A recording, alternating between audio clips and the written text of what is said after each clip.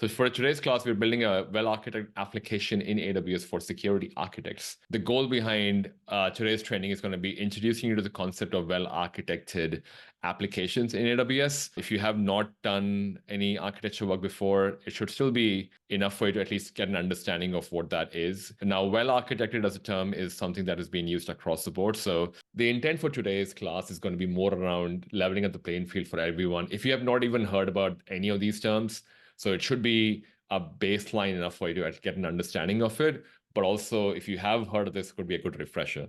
But if you find that there are certain things that I perhaps cover and you have a question about it, feel free to ask that question in the chat and we'll be more than happy to answer that as well. Now, for folks who probably have had little or very finite amount of experience in cloud, what you find is that most of the cloud projects that happen across different enterprise primarily revolve around the fact that, okay, we are either migrating from a data center, which is what's known as the place where all the servers and network and everything else is supposed to be. We're basically at the end of our lease, and we're going to migrate that over to a public cloud. Now, a public cloud could be AWS, Azure, Google Cloud, but irrespective, what kickstarts the entire process is a list of these things.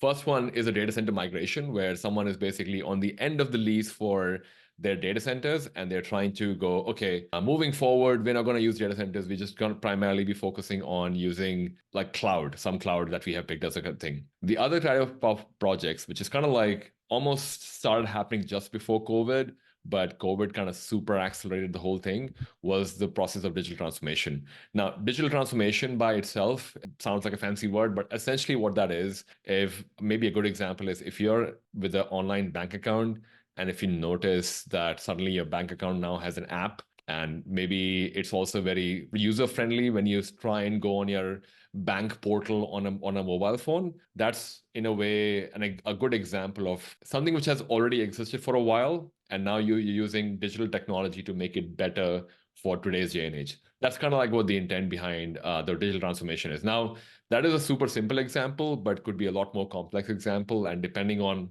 what industry you might be working in, or you may be looking at working in, if you are in fintech, or if you are in, say, oil and gas or any other industry, you'll find that slowly a lot of these examples can be more specific in that specific industry as well. So that was also one of the reasons why people decided to move to the cloud, because that enabled them to be in a space where they are able to use the technology or the speed that is provided by cloud for their own digital transformation. I would say app modernization is very closely linked as well. It's kind of, the bank example is very much similar, but a digital transformation is a much more broader word, whereas app modernization is a bit more focused on that specific example that I gave of, I have something old that have existed for a while and I'm trying to modernize it. The other one is around cloud security uplift. These are projects basically which a security team would be running. So if you are someone who's looking for a job at the moment in cloud security and you see analyst role come up, or you see roles that are more asking for architects, you would find that a lot of them, what they're trying to do is they're trying to get a sense of how much cloud is there, how can you protect it, what security looks like in cloud, what can you design from a architecture perspective, what can you design from a security perspective, what can you design from a strategy policy perspective. That is the called cloud security uplift, which is usually part of a bigger program called a cybersecurity program or a cloud security program that, so like myself and someone else would be running. They would have planned out for, okay, over the next 3 years, we are going to move into the cloud, and this is how we plan to do security in the cloud, because security in the cloud needs to be a bit different to what we used to in data centers. The last two, application migration and merger acquisition. Application migration is more around the fact that, okay, now that you have been given the task of you're a cloud security architect, or you're trying to do that as a job, there are certain applications like you would find if you are in a job for cloud security or in any kind of cloud job, the old applications that have existed for a long time, a lot of them do not end up having the capability that you can't move them from data center to cloud. That's essentially what I'm trying to say, because either they are using a technology that is really old, and the moment you change something in there, it's going to break everything. There are certain applications that just never can be moved, or at least for now cannot be moved. Good example of this is, I'm going to go back to the bank example, because that's where I've done a lot of work in the financial industry. You would find that a lot of the banks still use something called a mainframe, MAIN frame. When all the super fast transactions and money goes across from one side to the other super quickly, a lot of that was triggered by the fact that, hey, how can we do all these transactions really quickly and easily? That was something called mainframe, was provided by IBM. A lot of banks still use that in the background as a way to process high volume transactions. And those applications require a very heavy machine in terms of server and compute required. And those tend to not be suitable for cloud, at least not yet. So that's where you may pick and choose what application are going to move and what applications are you going to architect in the cloud. Last one, merger acquisition. This is more around the fact that you are a company that is a primarily in data center or on-premise company, and you've acquired a company that is a fully cloud company, or you are a cloud company yourself and you're acquiring another company that is a cloud company. Now you have to figure out, okay, now I have to look at how do I do AWS security, Google security, and all of that. But those are some of the reasons why someone even starts off on a public cloud project. So if you're a security architect, you'll find most of the projects you might get involved with would probably fall under either one or two of these categories. As an organization, if you made the call that you're going to go into public cloud, you probably would have to consider the fact that, okay, am I going to pick every application that I have in my on-premise and move them across as it is, which is also known as lift and shift? Or am I going to transform? Now, monolithic application is a term which is used to talk about what it used to be, where you would have one server, that same server. So for people who were in the lab last month, where we worked on identity, kind of spoke about that. One of the examples we spoke about as a thing was if you have, actually not the identity one, the network one, which we did a couple of months ago, I think. The one where we spoke about VPC, how different regions are. And hey, you could have one server in one VPC, and you could have another server in another VPC, and you can separate a lot of them. Monolithic application is where you have one machine which has the database, it has the application that it needs to talk to. It also has maybe a web server or something as well. So basically, before cloud became a thing, all the applications that were created with something called a monolithic application way, which you can definitely Google if you like and get some more information on. These days, a lot of people prefer making applications using microservices. That is something that more people are trying to go towards. And now even more with people trying to build AI projects, you definitely find that a lot of people are trying to go, okay, I need to be able to do more modern applications. So most modern applications are microservices driven, and you could pick those applications as the starting point, or you could just completely start from scratch in the cloud if you want to as well. Now, those are some of the different types of cloud migration that happened. Now, this is what used to be a traditional security architecture. For people who may have had a lot of experience in IT or maybe in cybersecurity as well, as you kind of maybe this might be a refresh for you, but essentially what used to happen is that the security boundary was defined by the fact that I can control the network, and network is my way to control whether, say, Ashish can talk to Andrew. And when I say names over here, I'm just basically calling out different server areas or different environments. So, okay, so Andrew can talk to Ashish based on the network where they're in. However, if they're not in the same network and if you don't have a firewall rule, they can't talk to each other. The concept of firewall rule still does exist, but it's not the same because now you no longer have a structure for how do you limit a EC2 instance or a server just to a network? How do you limit something like a serverless function? Where do you even put the network? It's already on the internet. What about Kubernetes? There's a lot more types of compute, and a lot of the servers that you may create, or a lot of the applications you might build under the microservice banner, a lot of those microservices application are very spread out, and they can have different components in different forms, which are not bound by a network security, but they may be bound by something called a firewall rule or security group in AWS. But it's the same case for Azure. It's the same case for GCP or Google Cloud as well. And again, if you were a hacker, the traditional security architecture used to be designed around the fact that we should be able to have our HR data protected, our Active Directory accounts protected. If you ever go to one of these old videos of people hacking into Active Directory, the reason why people talk about Active Directory quite a bit is that Active Directory is the place where if we are an employee of a company, traditionally that's where all our username passwords are stored. And if I can take over Active Directory, I can pretty much take over everything. That's kind of what the principle was. And in the context of cloud, good for people who came on the last month's class, and essentially want to talk about why identity is the most important thing in the cloud space. So that's kind of where the architecture design has to be shifted, not in terms of thinking about network security in some extent, but primarily thinking about, okay, what identity has access to data, what identity can do with the data, what identity can create as an architecture, how can an identity be malicious. So with that said, let's talk about there are more challenges, which basically no set IP addresses, as I mentioned earlier. Security policies are not the same in the cloud. Identities, like east to west traffic is an interesting one. I probably should call that out as well. You would find that if you have two servers, let's just assume left and right. And so if you have two servers left and right, you can talking between them if the two servers are on the same network. Used to be pretty much network security. That's what used to be super easy in a traditional network. But in the cloud context, those two servers, even though they are in the same network, in the AWS account, they won't talk to each other unless you specifically make a security group or a firewall rule to say, okay, now server one and server two can talk to each other. That's the east to west traffic.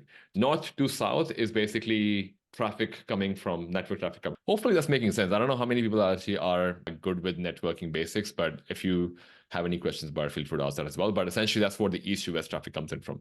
All right. Now that I have clarified and leveled up the playing field, some things to know from before we start talking about well-architected framework is the shared responsibility model with AWS, where depending on the compute or the service you pick, you may be responsible for the security of it. So when you're building a security architecture, the first question you would ask yourself is that, hey, am I building this application primarily by using services that are created or that are native to AWS or Azure or GCP? Or am I creating these services that are native to my way of working, which is I have a virtual machine, which is where I install servers. I'm not using anything complex. Now, what that decision is, it's based on what the application you end up using. But essentially, the idea would be you are able to use that as a guiding point for, oh, am I building a cloud native security architecture diagram or architecture in general? Or am I making a hybrid one where I am using capabilities from the cloud, but I'm also using capabilities from my existing cybersecurity products as well. These are different kinds of teams you would find as you kind of work with different providers, probably not relevant for this class. Now, this is, if you have never done a security architecture before, I'm going to talk through some of the components that you would be working on as a security architect. This is obviously a very, very high level description of some of these, but it is something that would be valuable from at least giving an understanding of what would be required when someone asks you, hey, could you make a security architecture diagram for me to deploy an application into the cloud? The first thing you would think about is, okay, do you need a compute? Now, compute is what people call as servers normally, but in the cloud context, if you're making cloud native, as you can see from the screenshot that I took, which I'm pretty sure is much more longer now since I took the screenshot a few days ago, you could have an EC2 instance. You could even have a Lambda. You could have a serverless application repository. Like what kind of compute are you using? Are you using a container registry? Are you using a Kubernetes registry? That's where you find the first question you would ask from a security architecture perspective would be, hey, would you need a compute? And if so, what kind of compute are we talking? The second question you would ask is there a storage required? I've just called it a database, but the broader question is there a storage required that would be a long-term storage? Like whatever the application does, let's just say the application is, let's just say it's LinkedIn. For people who are connected with me on LinkedIn or people who have seen LinkedIn before, I would say you would have noticed that there are pictures of people. There are, what's it called? There are profiles that can be seen as well. Now, most of the time, you would find clearly they have saved my picture somewhere. That's why you can see my picture there. Now, that's a security architecture question as well. Great, I have the compute, but do I need to store anything for this application at some location? What would that be? Or does that need to be a full-on database? I mean, there's so many options for databases in the cloud as well. Now, this is the third component, and I'll add one more as well after this, which is the network. Now, network security is a bit different. In the context of cloud, network could mean, is the compute and the database in the same network, but it could also mean that is this application going to be talking to any other application? Is this application going to talk to the internet? Is this application going to talk to my data center, which is not the cloud, but my traditional, good old, reliable data center that I have used for so many years? That's the question you're asking. So these are some of the three main important components you would think about when you start building a security architecture for cloud. The fourth one is I would probably put an asterisk over here because depending on whether it's a public facing or an internet facing application, like LinkedIn.com is internet on the internet. Anyone can type in LinkedIn.com and go on it. For when I say internet facing, that's what I mean by internet facing, where any application that can be accessed from the internet is internet facing. So that could probably be an asterisk, but primarily you're looking at compute, data storage or storage, and network. Those three components are the three that you would focus on when you start building an application. Now, there are other components as well. You can talk about identity, what kind of access should they have, would there be a backup? There's a lot more, but for the context of that, we only have this is part of a longer bootcamp, so I'm just basically sharing like a condensed version of it. But for the context of this particular class, at least having those three as an understanding is a great one to start off with. As you build the architecture, you might also consider that, okay, now I know my compute, now I know my network, now I also know what kind of storage do I require. Is there any service that I should be using from, say, the AWS security services that exist? Now, the example could be from a fact that, okay, I guess I have a server, so I should use Inspector, which is a vulnerability management service from AWS. Or could be the fact that actually I'm going to use encryption, so I'm going to use KMS service for this application. I could also do single sign-on. Like, obviously, the answer to what security service you would pick depends on what you're trying to do with the application or what the application is trying to be built for. But that's kind of where you're starting. All right, AWS well-architected framework. Now, I would call out that well-architected framework was first called out by AWS, at least if you go by a timeline. Now it does exist for Azure and Google Cloud as well. They have their own version. There's almost like I won't say they have the same objective. It's a different objective for each one of them. The reason why well-architected framework kind of became a thing is because when Amazon started getting popular, a lot of customers from AWS wanted to know, hey, AWS, instead of me paying money to all these consulting companies out there, what is a good way that you can recommend that you've seen across all your customers that I should use to build my architecture? Now, this is something that you would find is a valid question, but there was no answer before. So as a result of all these questions that kept coming in, Amazon came up with something called AWS well-architected framework. And they had these pillars: operational excellence pillar, security pillar, reliability pillar, performance efficiency pillar, cost optimization, and sustainability. Now, in this class, we're obviously going to focus on security pillar, but it's important for you to know as current or future architects that these are all the other things that are also important from a application building processes. Like any company that's building an application, they have to consider all of these things as they build applications. So it's important to know. Now, this is not an exhaustive list, but this is what the list that was provided by AWS. So I would definitely also ask you to look into what specific need the application itself has.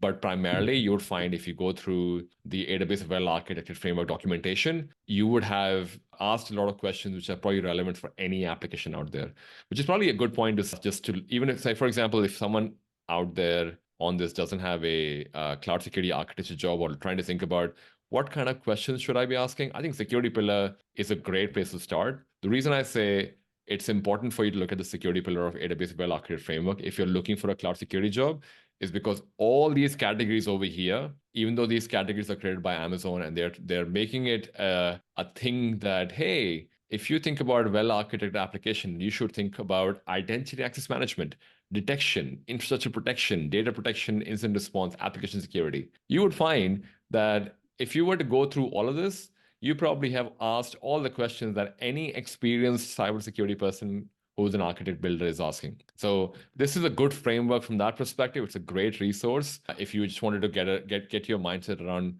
hey, if I'm trying to build an architecture, what am I doing? And if you are an overachiever or if you love homework, I would say you can even look at the things like, how can I use a security pillar to answer questions that are relevant from each one of these boxes?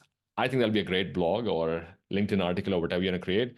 if you're trying to build your profile, definitely do that as well. I'm gonna come back to where I was left off before I lost you guys. All right, so I was talking about all these pillars, and I asked you that it is important that you understand security pillar, especially if you don't have experience or prior experience. It's definitely a good thing to go through. Now, the history lesson about why well-architected framework came into play was once they started promoting the fact that, hey, we have these pillars, you should use them. Now, because there are so many services in AWS were asked as a follow-up question from their customer, by the way, I use a lot of containers. Oh, I am from the healthcare industry. Oh, I use a lot of SaaS. And what AWS did is they came up with something called AWS well-architected lenses, which is essentially like this is your container. If you have an application that is primarily built using containers, you can use this white paper to understand what questions you should ask. Same for serverless, same for SaaS, IoT devices, healthcare industry. So this is a great example for if you are currently working in a specific industry or looking to apply for a job for a specific industry, you can definitely look at these pillars. It is worthwhile calling out that if you have an AWS account at the moment, the tool for this is available in AWS for free. You can use that to answer yourself questions, or you can do what I did. You can just go straight to the documentation. Every time I'm looking at this as a reference, I'll go, okay, now I have to think about design principle. Nope, that's not the one. So this is kind of where you're coming from. They have an overall for security pillar. These are the things that I called out in the slides. Now, every time you click on any one of them, there is a set of questions. So the security question was, how do you securely operate your workload?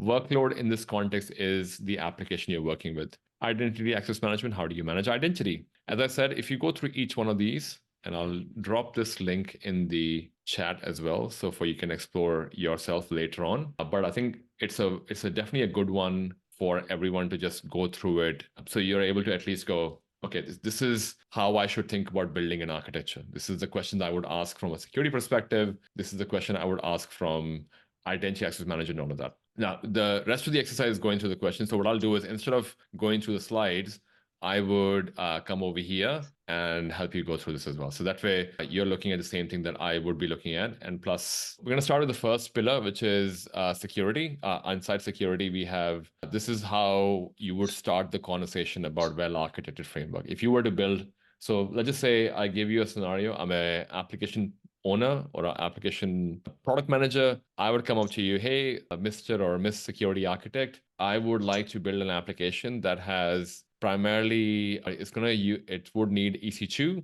and it has RDS as a database, and it would be available on the internet. Okay, so first question, basically what you're trying to answer based on identity access management and everything else is the question of how do you secure and operate your workload? That is basically if you were to kind of think a headline, that's what that headline is. That's what you're starting off with. So the first question, how would you manage identities for people and machines? So if my application was, again, an EC2 instance, RDS, and facing the internet with a load balancer, hopefully, the number of identities. So as you build the application, I would say the first thing you're probably asking yourself at this point in time is, all right, Ashish, you want to build an application which is an EC2 instance, it has a database, and it's going to be facing the internet. Let's call it linkedin.com.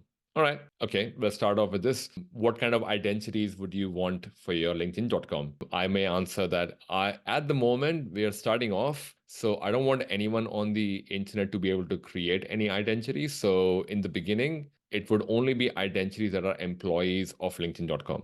All right. Okay. So that answers my first question about, okay, so I'm primarily looking at employees of LinkedIn.com who would be able to work on the EC2 instance. Now, the follow-up question to that, how are you going to manage the permission for the people and machine? At this point in time, the question becomes more like, does everyone need access to the machine, or would it be access through a CI/CD pipeline? How would these people that you think would require access would access this application? That is the LinkedIn.com application. That will, okay, that would primarily be through a CI/CD pipeline, but I think it will be a handful. I don't think it'll be like more than 5 people. Okay, sweet. So now you know that, okay, I don't need to give access to everyone. So now as part of your security architecture, you're thinking about our threat landscape. A is I only have 5 to 6 users. So I need to also have an IAM access role that limits other people to have access to that application. So only these 5 people that are selected and approved should be able to access LinkedIn.com servers. So my permission should be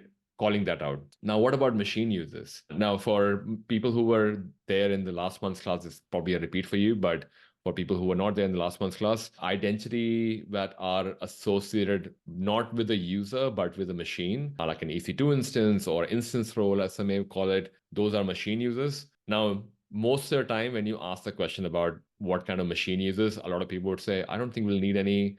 Some people would say that I'll probably just need one. But then you kind of have to imagine if it's a large enterprise, they would have different environment. Like you don't really start writing the code for LinkedIn.com pretty much from LinkedIn.com. You basically have a test environment. You would have a, what's the word for it? You would have a dev, you would have a test environment, development environment, production environment. Development environment is where you will start typing your first line of code so you can test it before you can send it to production. Now, production, what people mean by that is that your production environment is the most sensitive environment because that's the one that is going to be shown to the customer. So people like us who go on LinkedIn.com, we're technically going on the production version of LinkedIn.com. There might be people in LinkedIn.com who might be working in the dev environment or test environment, working on new features. I don't know, we want to use AI, or now you should be able to click on a link on your profile picture to say, I'm open to work or I'm hiring or whatever. Like all that is features that people work on in dev. They test it in the test environment and they move it to production. So when all of us see it, someone in the background has moved that feature or moved that function or the code from dev to test and test to prod. So the question for machine user then becomes that, okay, so would that be one machine user per environment, or would that be multiple, or would that be the same? Now, that is a bit of a trick question because you don't want the same user for all three environments because you want to have some segregation. The technical word for this is secure, almost like layers of security. Like defense in depth is the word people use for it. So when people say defense in depth, you're separating the layers. Like the reason we have dev environment, test environment, and prod environment is the separation for defenses, because you know your prod is your most sensitive environment. So you want to have the most security for the production one, should have a little bit less security in the test environment because only internal people are accessing it, and a bit more less in the dev environment that, things should still be private, but it should not restrict people from doing their work. So that's how it kind of like, I guess, the security kind of changes. So for a machine user, you might call out, okay, for this point onwards, I would say that I only have one per environment. Okay, sweet. That makes sense as well. And I can put a limit for saying this AWS account that would be used for this LinkedIn.com application, that IAM user or that user should only be able to create one instance role and not more than that. So that is identity access management. We've only just started and we're just trying to build the cloud security architecture. Now, the next one I would not go for detection next. I would go straight for incident protection. This is a good question to ask at that point in time. Okay, I called out that LinkedIn.com would be on the internet. Anyone from the internet would be able to access it. How would you protect your network resources? From a network resource perspective, you would find this is what I think a couple of months ago when we had the conversation about how do you define who can access how much of your environment. In terms of the LinkedIn.com application we're building, how to protect your network resources, the easiest way to think about this would be that, okay, first of all, I need to think about separation for dev, test, and prod. Now, what you use for that is you would use one AWS account per environment. So you would say one AWS account for dev, one AWS account for test environment, one AWS account for prod environment. And that is your account boundary, for lack of a better word. And that's what you would use to define the first layer of how you protect your network of dev, test, and prod, because you don't want them to be able to easily talk to each other. They should have different kinds of data. Like, for example, you don't want people on LinkedIn to experiment with your data that you have put on LinkedIn.com. You want that to be protected. So that would be the one on the production, which is with the most security and least access. Whereas in a dev and test environment, now you can look at from a perspective, okay, I need a server and I also need a database. So I can put them under one VPC. So I don't have to think about that. Now, granted, this is just one example. There are also examples where to save cost, what a lot of people do is they would have one AWS account for dev and test, where the separation between dev and test is literally the fact that dev is a VPC1 and test is VPC2. You can do that as well. That is still a layer of separation, but that comes to the organization and the risk they want. I would still say don't make your prod as a third VPC. have the prod as a separate AWS account because there is no for having an AWS account. So just something for you to be aware of. Now that you answered the network question, you may ask the next question of how about the compute resources? So basically, EC2 instances or the RDS database that you would create, how would you protect that? First thing you can do is you can make sure they are not connected to the internet. You can also make sure that the image, which is the Amazon machine image that is being used for the EC2 instance or the ECS instance or any other compute that you're working on, how do you manage the vulnerability on it? Because there would be some ongoing vulnerability required for it. That's how I would approach infrastructure. And that's kind of like the workflow you would go through. Now, I'm walking you through an example. In the longer class, what we end up doing is we build the whole architecture and give examples of different kinds of architecture. This is just one super simple example for people to go through. After the infrastructure protection, the next question you would ask is about data. Now, I would say data is a lot more critical now, more than before, especially with the whole AI and LLM conversation that is going on in a lot of organizations. So the starting point for data is, hey, what kind of classification of data is going to be shared onto this application? This LinkedIn.com thing that you're talking about, what kind of data would be there? Well, I guess it would have Ashish's first name, last name, perhaps his email. It may also have the location of where they are, but it would not have anything sensitive. Like it would not have his driving license number. It would not have his passport number. It would not have his, I don't know, like I think a home address, let's just say that. So from that perspective, you can think about, right, oh, okay, so I can look at this as the data that would be going in would be sensitive, like first name, last name, and some of the other information may be sensitive, but we can let Ashish decide how much information he wants to show to other LinkedIn users. But primarily, the data that is being shared or seen is not something sensitive. So I can say maybe like the three categories a lot of people talk about is a public, private, confidential. So I would say public is any data that you see on the internet is considered as a public domain. Any data that is sensitive and should not be shown to everyone. Like for example, you might find, I don't know, like your certificate number. You don't want your documents to be available on the internet. That becomes like a private and confidential thing. Confidential from a enterprise perspective could also mean if you are a company who's working on, I don't know, a competitor for LinkedIn.com, you should be able to restrict the number of people who have access to it. You should be able to restrict the number of resources from that particular project that becomes available across the broader company or across the broader internet. Like, so that's how I would talk about data. But another way of looking at data for a security architecture would also be, is this application going to be working with any sensitive information? If it's not, good. If it is, then maybe I should rethink about this. That's where the data element is, and whether you're going to use encryption from key management system or what kind of encryption would you be using. Those are the kind of questions you would ask from a data protection perspective. Incident response is more like, and now I would say as an architect, you may not have to directly deal with incident response. Usually there are teams in the organization that are dealing with incident response. They are well qualified enough to know what would be something that they should look at from an AWS perspective or Azure or GCP. But essentially the idea behind that is that as a security architect, you are providing the required information of your architecture to the right team in your organization. And you're also making sure that any application that is being built such that it is producing logs that can be used by your security operations team or SOC analyst to investigate if there's any threat of any sort.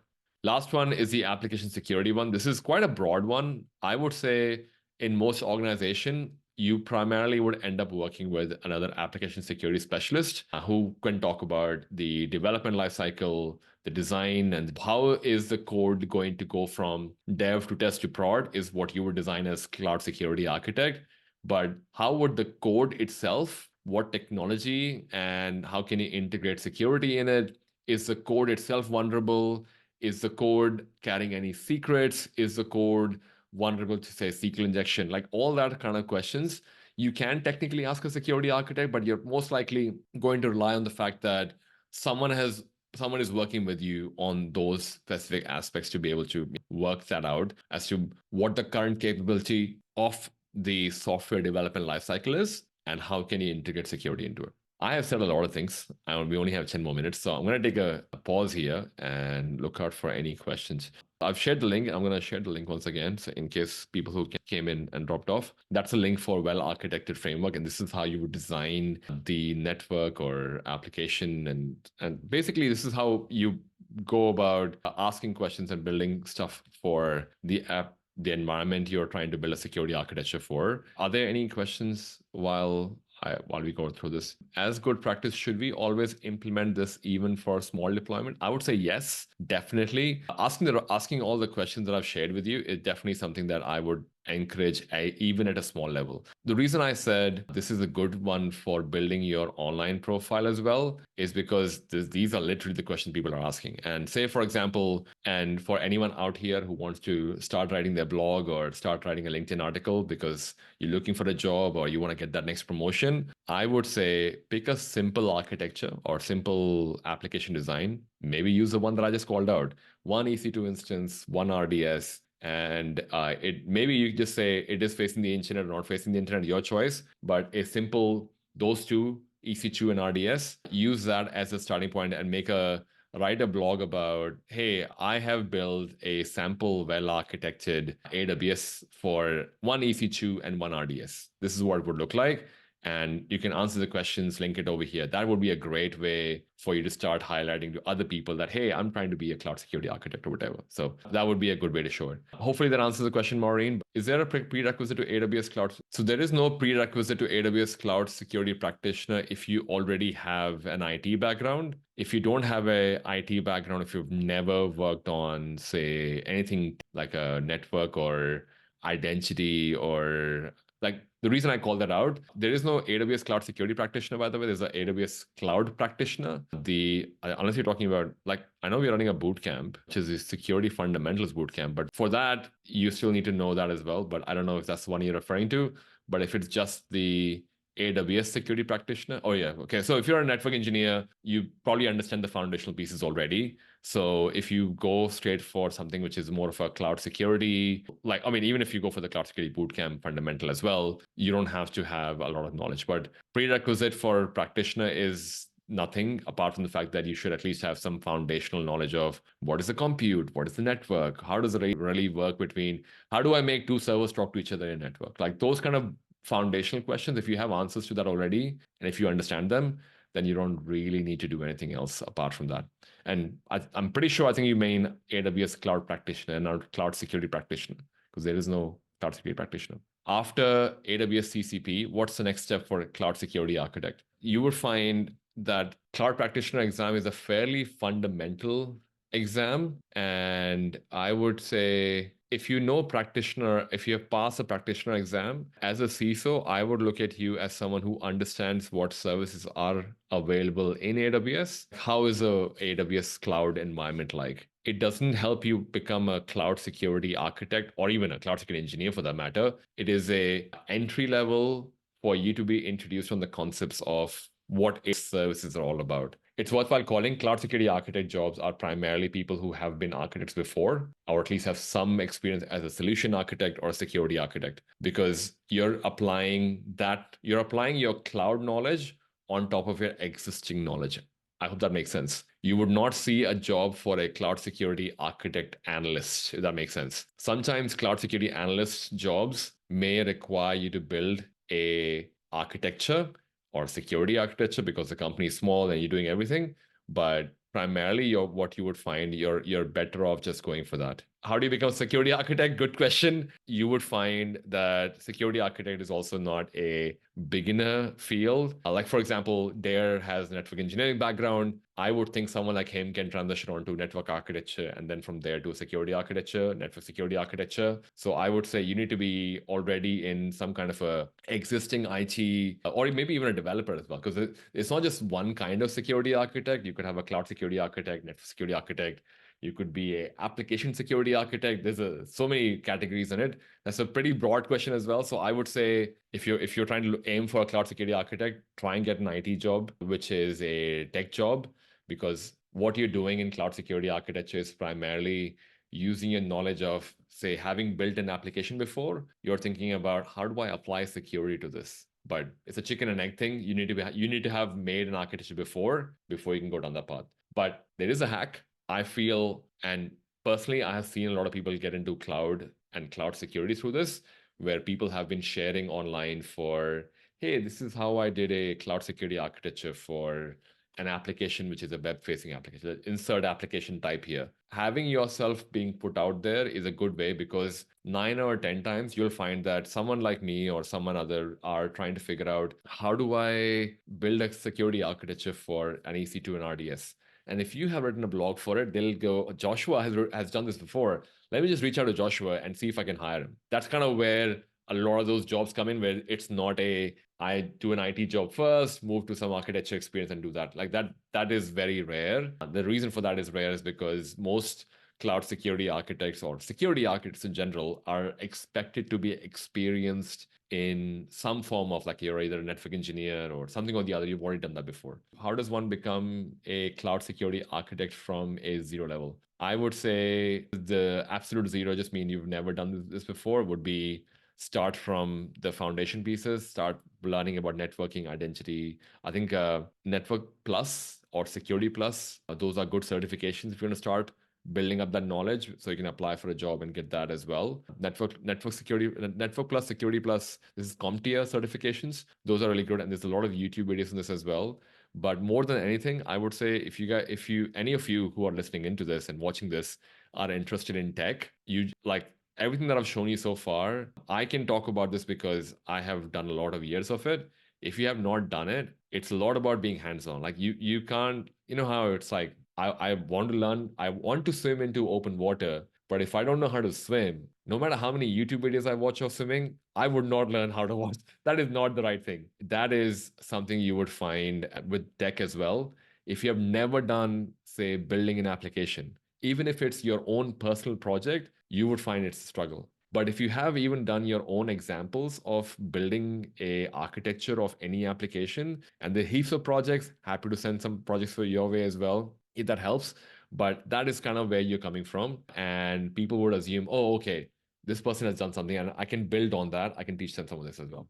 So hopefully that helps. I know, kind of like, yeah, kind of what Peter said over there, build stuff, then break it. That is literally the formula. And I keep going back to the example of, I may want to learn how to swim. I can watch a lot of YouTube videos, but until I get into the water, that is not really experience. That is just like me absorbing the fact of what things look like. So that is exactly what happens in tech as well. I think there was a question from Peter before about how does this relate to the AWS Security Fundamental. The AWS Security Fundamental is talking primarily about different kinds of architecture, which people can use. Like, essentially, it's an extension of what you're looking at now in terms of the slides, but it's also covering guard duty, config, inspect, and other services as well. That's what that course specifically is going for. Hopefully that answers the question. I've got a question from Nav. For someone who's been an architect for many years and have been working on cloud for a couple of years, what would be the path to become a security architect? Oh, awesome. Considering you're already a solution architect, Nav, I would probably say, man, I think it'll be easier if you are able to transition internally. One of the advantages you have is that you're already working for a company, which obviously is working in cloud. A lot of people that I've worked with and mentored, what they have done is they've started adding security as a practice themselves. So I'm going to go back to the example that I called out. EC2, RDS, simple, you made a solution architect diagram for it. You could take an initiative and just start adding security features in there to show it to your existing security team. Some of them may have gaps they would not understand about security. You could fill that gap for them based on the knowledge you have, even from well-architected framework. You can use that as a way to show that team, by the way, Nav knows about security architecture. We should pull Nav into our team as well, because clearly Nav's doing a great job at it. If you have to go to another company, I would say still do the same, but use that as a portfolio for how, when you apply for another job for security architecture. That would be a good place to start. Hopefully that helps, Nav. All right, final question before we close the call is, Joshua, as a fresh cloud engineer, what strategy or path would you talk to about cloud security architect? I would say, Joshua, if you're a fresh cloud engineer, I would start building some architecture, like some application architecture. That's pretty kind of like what we've been calling out earlier. As much as I would love for you to say, "Hey, watch a few YouTube videos and you'll be the bomb." No, you have to start building the architecture yourself. Don't worry, there's a lot of examples on the internet. Otherwise, I'm happy to share some as well if that helps people over here.